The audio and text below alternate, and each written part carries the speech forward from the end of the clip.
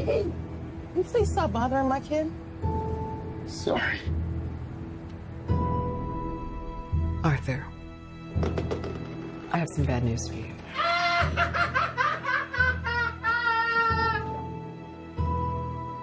This is the last time we'll be meeting. You don't listen, do you? You just ask the same questions every week. How's your job? Are you having any negative thoughts? All I have are negative thoughts.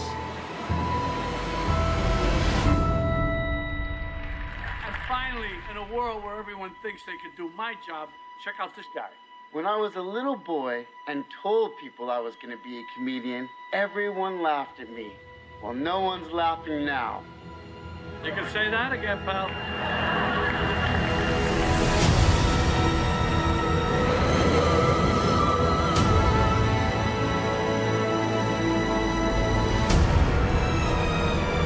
It's so awful, isn't it?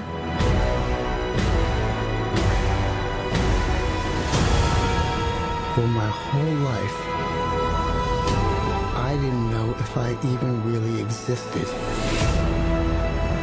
But I do. And people are starting to notice. You think this is funny? Is this a joke to you?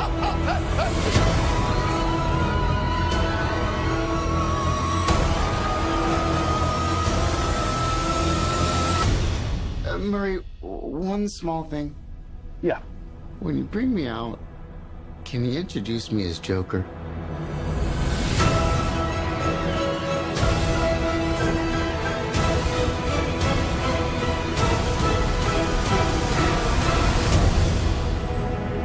Send in the clowns.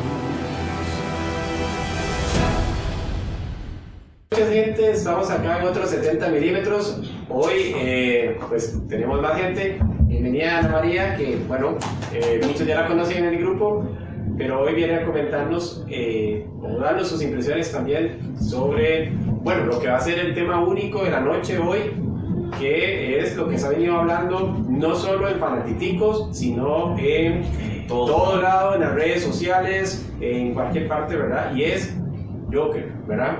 Entonces, bueno, primero vamos a hablar con spoiler a diestra y siniestra, así que si por alguna razón ustedes de las que todavía no han logrado ver la película, pues aténgase a que vamos a spoilear absolutamente todo para hacer un análisis, digamos, en profundidad de la película. Un saludo a Robert, robando cámara. Perdón. Robert, grabó el micrófono. Bien, pero para empezar, entonces,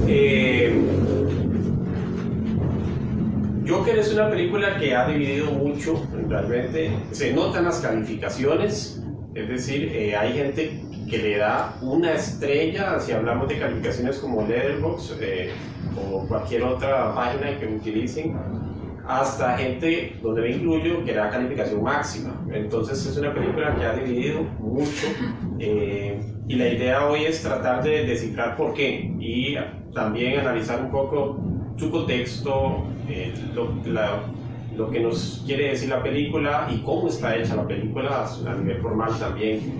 Pero lo primero que hay que notar y que quizás era una de las principales dudas que tenían tanto fans como no fans de los cómics es cómo iba a llegar a incrustarse esta película en medio de todo este mar de películas de superhéroes que tenemos últimamente, ¿verdad? Más que todo por el lado de Marvel, pero que DC viene haciendo lo suyo también. Y Joker venía como una película más estilo independiente, más estilo cinearte, ¿verdad? Aunque tal vez no es una película de tan de bajo presupuesto, pero sí traía ese estilo, solo que tomó la figura del Joker, ¿verdad? Que es el villano, uno de los villanos, junto con Darth Vader, quizás más queridos, ¿verdad? La cultura pop. Entonces, Robert, quizás podemos empezar comentando qué le pareció a usted, digamos, la película por sí sola, digamos, como tomando un personaje de los cómics, digamos, en este caso muy cercano a Batman. ¿Qué le pareció, digamos, la película en tomar, digamos, el personaje y hacer una historia totalmente diferente? tanto para los cómics, digamos, y también en comparación a las películas de superhéroes que vienen saliendo últimamente. ¿Es tan diferente? ¿Es mejor? ¿O no es realmente tan resaltable en comparación a otras películas que hemos tenido de superhéroes?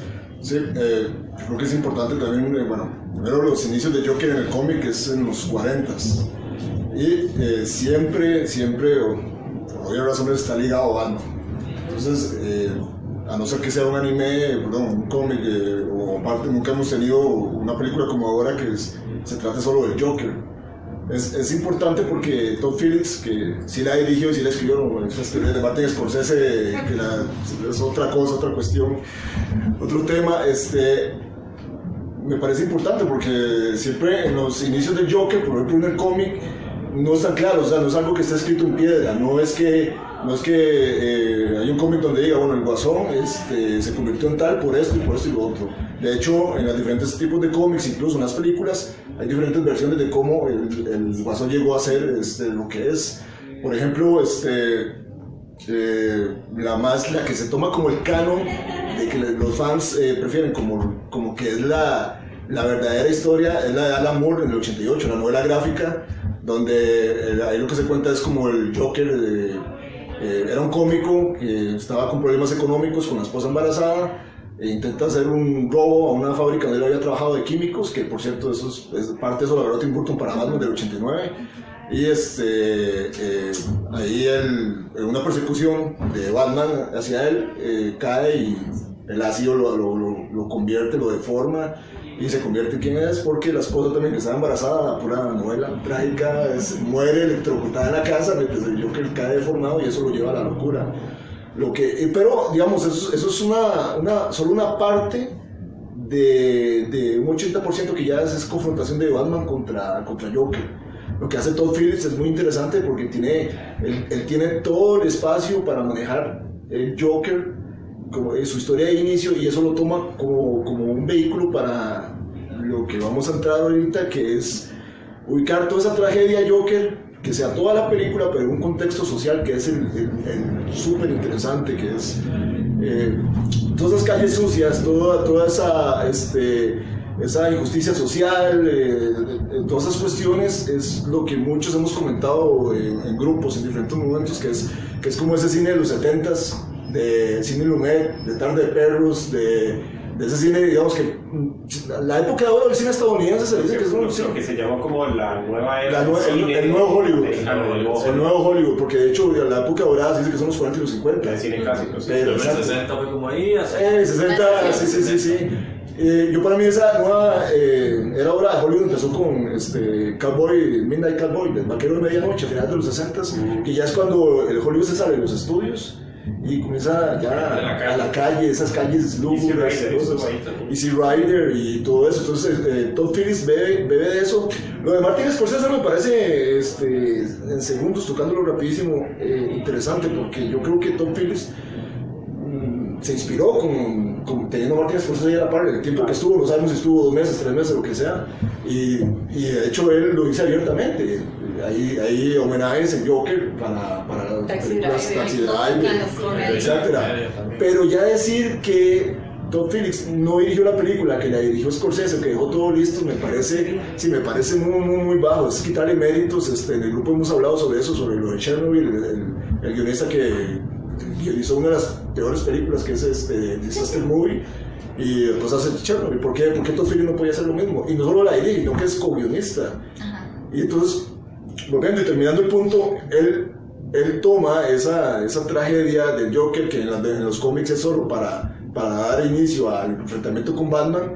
Aquí lo ubica para mí magistralmente en lo que ya es una ciudad convulsa por problemas que los podemos sentir cercanos, porque son problemas sociales que se viven hoy en día. La película está ubicada a principios de los 80s por una cuestión de todo lo que acabamos de hablar del nuevo Hollywood, y que está inspirado en todas esas calles y todo ese Nueva York, que es ciudad gótica acá, convulso y caótico, pero sirve como para darnos a entender toda esa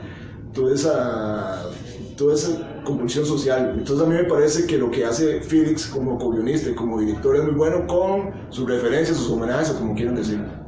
Sí, también hay para agregar otra cosa que por lo menos a mí me parece importante de la película, es ¿cómo se llama? Remarcar más bien que, o sea, a pesar de que toda la publicidad ha sido de que esta no es una película común de cómics o está alejada del cine de superhéroes o lo que sea, sigue siendo un personaje popular, sigue siendo, o sea, sigue agarrando lo que ya uno conoce previamente, que obviamente es el Joker, y sigue siendo parte de la maquinaria que en este caso sería Warner y DC. Pero al mismo tiempo pienso que una película que tome sus riesgos, porque de verdad es una película que toma riesgos, que está planteando con base en contextos muy claros, me parece a mí, y aún así desarrolla su historia y todo eso, o sea, me parece muy importante y de destacar, ya que la media de películas de blockbusters, porque claramente Joker es uno, es de que son a veces hasta son conflictos muy sencillos, o sea, son conflictos y pongámoslo también en el contexto de superhéroes. O sea, pocas veces vemos una película que se adentre a algo más, ¿verdad? Que yo creo que Joker también viene como a seguir esta línea que puso Nolan desde por lo menos las primeras dos de Batman. Contextos sociales, económicos. Pero hay otra que es basada en otra novela gráfica de Alan Moore, que es Watchmen. Watchmen toca no solo, digamos, no es un tema social como lo toca el Joker, pero es algo filosófico, sí, claro. Cuestiones morales, entonces es ese cine que sí toca ese punto. Lo que pasa es que Joker es más realista, ¿verdad? Sí, es un contexto más realista. Se siente todavía más drama social en comparación a Watchmen. A mí, y psicológico, sí, psicosocial. Antes de pasar al siguiente tema, a mí sí me llamó mucho la atención. Yo pensé que iba a tener menos referencia a los cómics. Sinceramente, yo sí pensé que no ibas a tener tanta relación con los cómics, no iban a estar mencionando tanto que era Ciudad Gótica, que no iban a estar mencionando tanto a los Wayne, ¿verdad? E inclusive ver a un pequeño Bruce antes de ser Batman y la forma en que al final termina, que para algunos es innecesario, es forzado en la escena, para otros más bien les da el gancho final, digamos, porque al fin y al cabo la película pues sí tiene su raíz en el cómic y lo meten ahí al final. Entonces me sorprendió realmente que metieran tanto del cómic, a pesar de ser una película, ojo, que como dice Daniel, es un blockbuster, no es una película independiente, es de un gran estudio, es de Warner, tiene a DC, o sea, y es arriesgadísimo lo que decidieron hacer, es decir, hacer una película de ese corte, de ese estilo, no es una película tan cara comparada a películas de Marvel, por ejemplo, pero sí tiene su gran presupuesto. Y bueno, le está yendo bien también a la película, o sea, el peso del personaje de Joker está llamando la atención a la gente. De fijo va a recuperar más de lo que creyeron. Le está gustando a la gente, dice uy, sí, es una película de Joker y la van a ver, y la gente se está enganchando, a veces hasta por morbosidad también, por lo que es el personaje. Pero en fin. Yo nada más deseo que sigan por esa línea. Que vayan, bueno, eso es muy importante. Sí, porque vienen como de Nolan abrirá Joker una puerta que estos estudios como Warner decían hacer más películas así de superhéroes. Ay, el tiempo lo dirá. Ya viene la película de Lex Luthor. No, ¿es en serio? Está en plan. Parece que van a ser como secundarios, no van a ser, digamos, personajes principales, pero lo que sí han expresado y que hasta en Wikipedia sale es que esta es sí como la nueva ruta que quieren seguir de películas de personajes, de personaje, ¿verdad? No de ese montón de alboroto, ¿verdad? De que ya está universos, que para mí eso es lo que deberían hacer. Centrarse en un personaje, y yo creo que es riquísimo porque vea el resultado. Yo creo que una película que aporta más allá de lo que un cómic generalmente nos da, una película de superhéroes nos está dando ahorita, yo creo que la gente agradece ese cambio, sí, claro. Agradece la frescura, agradece el cambio, agradece el riesgo, y yo creo que eso es realmente el camino que deberían seguir. Y que al final, digamos, hacia pequeños pincelazos ha funcionado. Que primero Wonder Woman en su propia historia, que luego vino Aquaman, y pese a que algunos estuvieron como un poco ahí, bueno, fue un taquillazo grandísimo, ya se dio luz verde a Flash, que la va a dirigir Andy Muschietti, el director de It, y bueno, Shazam también. Entonces yo creo que al final es como detener su momento y empezar a crear historias propias. Es que ese es el punto, o sea, que se sostengan solas y ya a partir de ahí ver en qué momento se podría cruzar uno que otro por ahí. Ok, para los que nos están viendo, aquí nosotros pues mayormente, no, en totalidad digamos, estamos de acuerdo con que es una buena película mínimo, así que si a alguno le pareció una mala película o tiene algo que decir negativo, Sergio, Lujo, cualquier persona que esté por ahí, comenten qué no les gustó de la película, por qué consideran que es una mala película o por qué no les gustó, aunque no sea una mala película, y nosotros vamos a estar aquí interactuando con ustedes en la medida posible.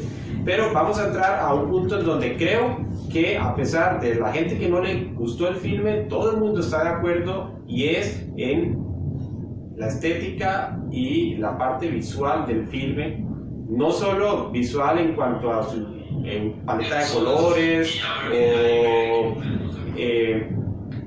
al uso de cámaras, sino en general a todo el lenguaje utilizado por Todd Phillips, en donde lo que introdujo Robert hace un momento, de que algunos, que donde me incluyo, que me costó creer, digamos, que Todd Phillips haya grabado, haya dirigido esta película, es por el nivel de dirección, digamos, y el nivel de utilización del lenguaje cinematográfico que hace este filme, totalmente ajeno a lo que venía haciendo. Algunos dicen que sí, como un Diego que menciona que ya él venía mostrando cierta destreza como director, pero quizás no tan nivel de expertise, digamos, algo así. Sí. Ana, no sé si ¿usted qué piensa, digamos? ¿Qué le pareció a usted el filme y cuáles considera que son las mayores virtudes, digamos, en ese aspecto? Voy a condimentar como mis opiniones con una entrevista que está en internet que me encantó, la recomiendo que la busquen, si no yo puedo poner el link. Es de 1 hora de entrevista con Lawrence Sher, que es el cinematógrafo de la película, donde cuenta muchísimas anécdotas y desde su punto de vista cómo fue que se creó la película, ya obviamente tras bambalinas, ¿verdad? Que es lo que nunca vemos, ¿verdad? Entonces creo que a cualquiera, y nos pasó mucho, si no fui la excepción, fue sencillamente que desde el inicio te engancha. Ya ahí hay una química perfecta, digo yo, porque es donde hay una actuación magistral por parte de Joaquín Phoenix, más una cinematografía súper psicológica, más una dirección general magistral, porque eso es lo que es, ¿verdad? Entonces, creo que se conjugaron 3 factores que son necesarios para crear una película sólida, que es una buena cinematografía, una excelente dirección, más una excelente y magistral, porque lo es, una magistral actuación que es la de Joaquín Phoenix. Porque vamos a lo que, cosas que comentaba Lawrence Sher, ¿verdad? Él básicamente en la entrevista dice que el objetivo básicamente cinematográfico es vincular íntimamente a la audiencia con las emociones del personaje por medio de encuadres íntimos, personales, manejo de la cámara y la iluminación. Básicamente él lo resume: psicología versus proximidad, ¿verdad? Entonces cada elemento psicológico va unido a un movimiento de cámara específico y a una composición de encuadre específico. Entonces, por ejemplo, los planos generales de la ciudad generalmente son planos abiertos, ¿verdad? Panorámicos, generales, porque lo que quiere hacer es mostrar a un Joker que es insignificante para la sociedad. Entonces, si hacía encuadres muy cercanos, no iba a ir acompañado a ese simbolismo que él quería darle al Joker. Entonces, por eso, generalmente los planos de la ciudad lo hacen ver con esa sensación y como él mismo se sentía dentro del contexto social, ¿verdad? Insignificante, ¿verdad? Entonces, desde ahí lo encuadra con un simbolismo, ¿verdad? O en la parte íntima, acompañado de iluminación, ¿verdad? Porque pone además en los planos abiertos colores muy fríos, colores que transmiten soledad, que transmiten apatía, ¿verdad? Porque es todo eso que siente el Joker. El apartamento del Joker, ¿verdad? Sí, es súper frío. Sin embargo, los momentos con la madre, sí, cambia la paleta de color a cálidos. y es totalmente adrede porque lo que quieren es darnos esa intimidad, esos momentos donde el Joker sí tiene algo que le da calor, ¿verdad? A lo cual le da pertenencia, ¿verdad? Que al final obviamente eso se deschueca, ¿verdad? Pero sí nos construye muy bien a nivel de encuadres y a nivel de paleta de color esos dos mundos, ¿verdad? El exterior y los momentos cálidos. Por ejemplo, cuando se imagina que Murray lo trata bien y lo ve como un padre, ahí es algo como muy hay una luz, paleta de colores, incluso porque no es solo la luz de estudio, de grabación, sino que se vuelve como una luz de ese momento donde uno siente el Espíritu Santo que le cae, ¿verdad? Sí, ¿verdad? Exacto, ¿verdad? Entonces, todo describe cada una de esas escenas con una conciencia y con una construcción. Él decía, yo no hice storyboards. Para mí era imposible hacer storyboards. Tengo una estructura cinematográfica donde tengo apuntes de cómo podría hacer los planos o cómo podría hacer la iluminación, pero básicamente era casi imposible hacer un storyboard fijo porque Joaquín Phoenix está improvisando todo el tiempo. Él es un actor no de memoria, sino que interioriza el personaje, interioriza el guión y lo saca, ¿verdad? Con naturalidad, y va a ir variando y haciendo variaciones conforme él sienta necesario. Entonces lo que hacían era grabar las secuencias de principio a fin completamente todo el tiempo, ni siquiera pedacitos, completamente la escena completa, primero para ver cuál era, como quien dice, el esquema de movimiento que iba a tener Joaquín Phoenix en la escena, para él saber a dónde mover la cámara. Entonces siempre se grababa primero una vez toda la escena completa en cámara de trípode o de riel, ¿verdad? Para que se viera todo, y en las segundas o terceras veces que pasaban la escena completa ya era cámara en mano para captar los movimientos, los close-up o los detalles específicos. Entonces vean que aunque él menciona que fue un trabajo muy rápido y muy ágil por el tipo de este método, ¿verdad?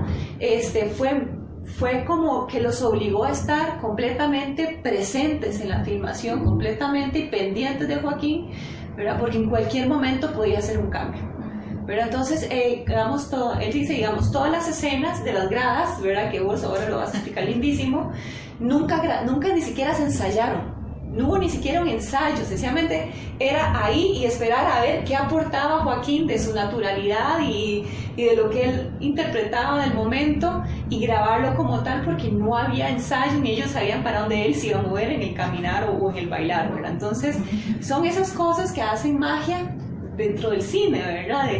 Ese nivel de improvisación, y por eso yo creo que la película también logra un realismo y un naturalismo tal cual, porque realmente es realista.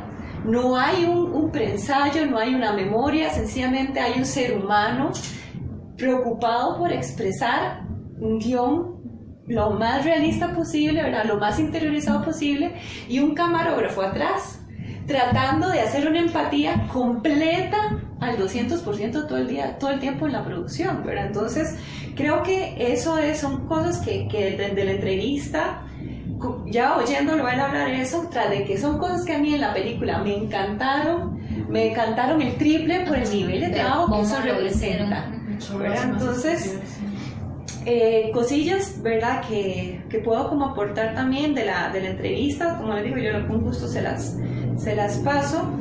La colorización, que es muy importante porque hemos venido de cines de superhéroes donde la colorización, los colores han sido manipulados en laboratorio 800,000 veces y de una forma súper saturada y de una forma súper, más bien retrabajada a veces, ¿verdad? Sobretrabajada.